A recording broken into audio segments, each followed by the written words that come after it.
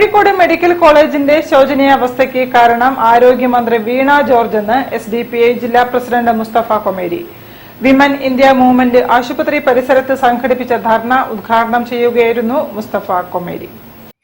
Kozhikode medical കോളേജിന്റെ ശോചനീയാവസ്ഥ പരിഹരിക്കണമെന്നാവശ്യപ്പെട്ട് women India movement ജില്ലാ കമ്മിറ്റിയുടെ ആഭിമുഖ്യത്തിൽ ആശുപത്രി പരിസരത്ത് ധർണ സംഘടിപ്പിച്ചു.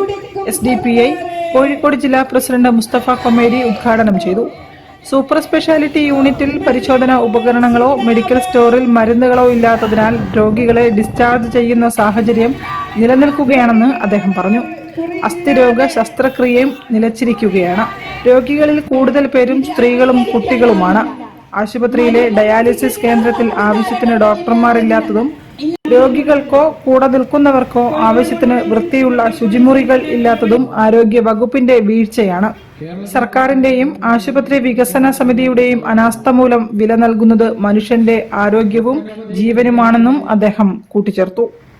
സുത്യർഹമായ സേവനങ്ങൾ കൊണ്ട്, ഒരുപാട് നല്ല കാര്യങ്ങൾ കൊണ്ട്, ഒരുപാട് പ്രഗത്ഭരെ വാർത്തെടുത്തുകൊണ്ട് നിരവധിയായിട്ടുള്ള ജനോപകാരപ്രദമായ പ്രവർത്തനങ്ങൾ കൊണ്ട് മുന്നിൽ നിന്നിരുന്ന ഒരു കോളേജാണ് Kozhikode medical college.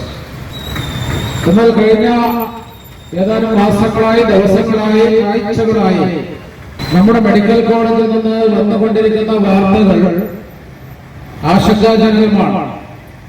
Women India movement ജില്ലാ president Ramsheena Jaleel, general secretary Shabana Thachampoyil, Dinesh Perumanna, Zubaida Kakkodi, Misriya Khayyum തുടങ്ങിയവരും സംസാരിച്ചു.